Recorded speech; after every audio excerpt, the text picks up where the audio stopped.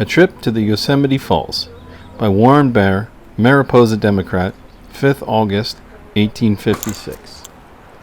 This day 2 weeks, in company with Dr. L. H. Bunnell, we left the good town of Mariposa to the Yosemite Falls, nothing doubting that the sure-footed little pony so kindly furnished by Mr.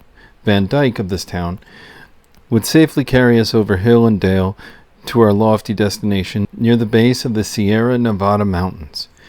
Towards night, we suddenly came in view of the advanced members of our party, who had succeeded in obtaining an early start on the morning of the same day, but who had mistaken their trail and had spent several hours wandering through the woods in search of it. As soon as we were espied, our presence was greeted with welcome shouts of joy. When we encamped for the night, and next day resumed our tramp for the valley. We came suddenly, abruptly in view of the valley, and then commenced our descent of the mountain. Following a narrow and winding trail until we reached the plain below, there was no danger in our path, and if there had been, we would have not regarded it, for our eyes were riveted upon the scenery that was imperceptibly spreading and brightening as we descended the trail. A little way from the top of where we had begun to go down the mountain stands a pine tree, opposite to a very large, bold rock. On this tree you'll find a sign ablaze. The mark was placed here by Mr. Peterson, the engineer of the Mariposa Yosemite Water Company. It defines the height of the first falls visible from this point, and which appears to be, at this distance off, like a white ribbon hung over the precipice. There was a break in the timber before us, which afforded a full view of the valley. We hope no one will attribute to us designing motives to draw travel through this country, or treat our description of the valley as the ravings of a wild enthusiast, because we have no other object in view than to make known to those afar off, who may have never heard of this valley, what a wilderness of majestic beauty they have yet to explore within the limits of our own state.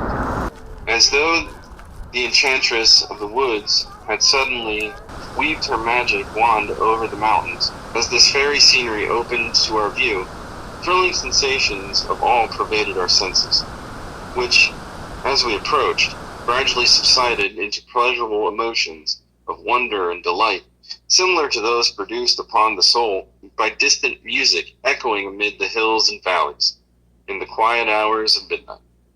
Through the blue haze that lingered o'er the scene, we traced the bold outlines of the towering peaks of the distant range of the Sierra Nevada, while before us, or rather beneath us, spread the verdant valley of the Yosemite, encased in lofty and picturesque walls of granite and fertilized by the transparent waters of the middle fork of the Merced River.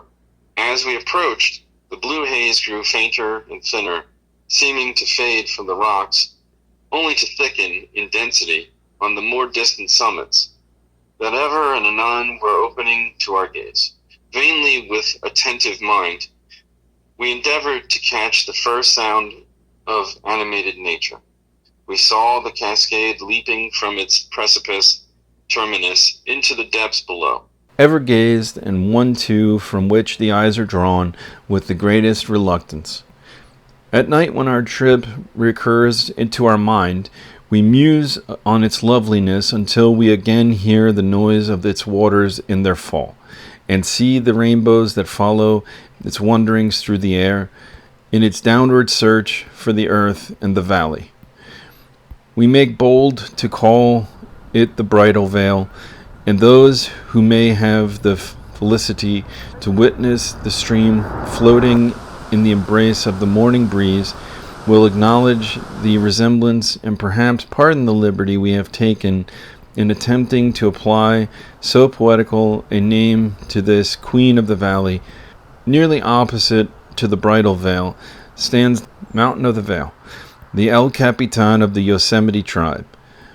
It is the terminus of a ridge of mountains standing up in bold relief, perpendicular front, and rising to an elevation of 3,100 feet above the level of the river that roars at his base. His stern and prominent front is the first to greet the eye of the visitor. He almost seemed to frown on us as we passed near his base, and on his bleached and rugged visage the last beams of the setting sun linger with affectionate warmth.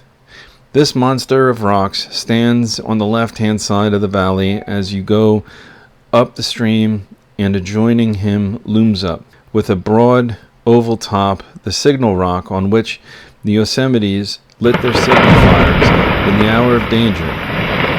The El Capitan projects further out towards the middle of the valley than any of his kindred, and eclipses all of them for huge proportions and lofty bearings, and is some 300 feet higher than the signal rock. Opposite the signal rock stands three sharp pointed peaks, almost in the position of a triangle.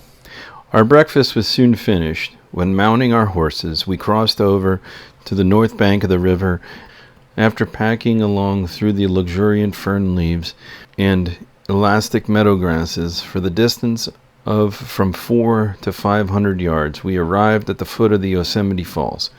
When alighting from our saddles, we visited the falls and stood directly under the falling waters until the dampness of the floating spray admonished us that we were scrutinizing too closely into the secrets of nature. The whole height of the falls is 2,600 feet. Its first leap is over 1,500 feet.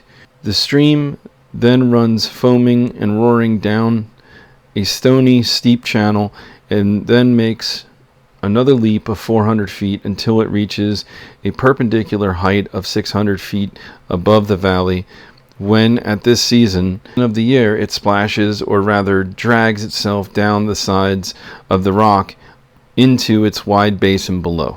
Bidding adieu to the favorite falls of the Yosemite Indians, we continued our tramp up the left-hand bank of the river, toward the broad and glistening front of the Sentinel Rock, at whose base the three branches of the Merced River join together, and opposite to which stands the North Dome, and behind which the South Dome.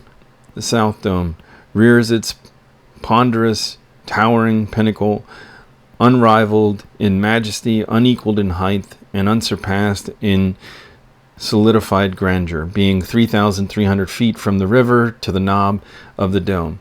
The Sentinel Rock stands at the head of the valley and is equally as prominent from its position as El Capitan.